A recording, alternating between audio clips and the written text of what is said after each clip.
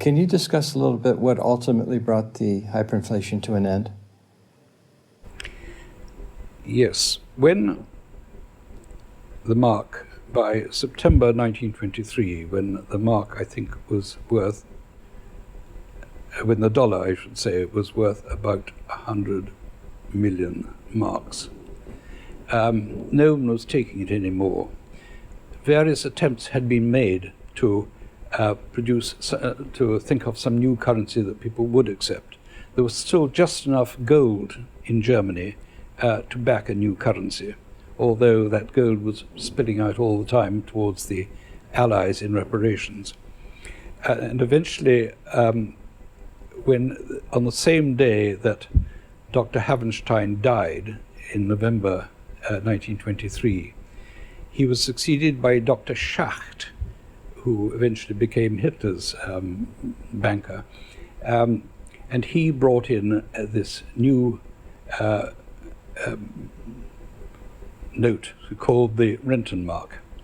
The Reichsmark, the mark disappeared. The Rentenmark was brought in, and it was based not on gold, of which there by that time wasn't really enough. It was based on the notional value of land, which incidentally was the same as the assignat of the French Revolution in the 1790s. It meant nothing. People couldn't take a Rentenmark and go and buy a bit of land with it. But because people were in such despair, they were prepared to believe in this new currency. It was the important thing about the Schacht reforms was that the Reichsbank stopped discounting treasury notes. And so inflation stopped just like that, with an astonishing speed. And the Rentenmark, which went on for another, I don't know, I think it was about 12 months before the Reichsmark, which was the new currency, could be brought in. So it went Mark, Rentenmark, Reichsmark. After the Second World War, it became the Deutschmark, but that's another story. Now, the effect of having the Rentenmark and a currency everyone believed in was very remarkable. In the first place, because people believed in it, and the food started flowing from the country into the town again. The farmers were prepared to accept the Rentenmark in exchange for the food.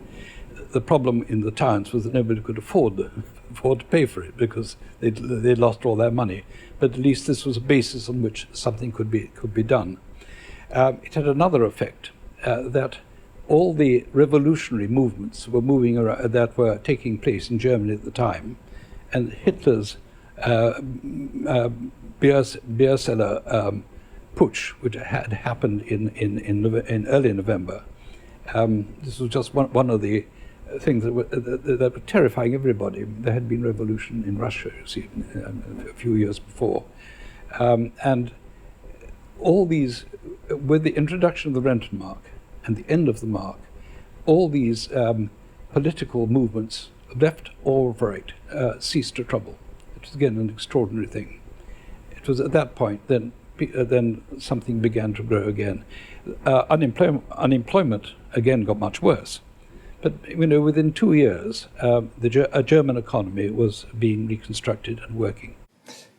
So if the central bank stopped discounting or monetizing government debt, there was a dramatic cutback in government spending then as well, under the Rentenmark? A lot of the unemployment, of course, that broke out then was, say, the railways being put in order. They were, as in Austria, about 2 or 3 times as many people as ought to be running the railways were running the railways. The post office again had twice as many operatives as ought to be in there. This was the sort of thing that they were able to sort out, and that's why you got a lot of unemployment. On the other hand, people began to believe that Germany was worth trading with once again. She escaped for the time a lot of the reparations payment which had ruined her, and things very slowly came back to normal. I repeat again, a lot of people were ruined, and and what was perhaps more terrible was that democracy had got a very bad name in Germany, which is one of the reasons why 10 years later it was possible for a demagogue to take over. But that was via the problems of the Great Depression.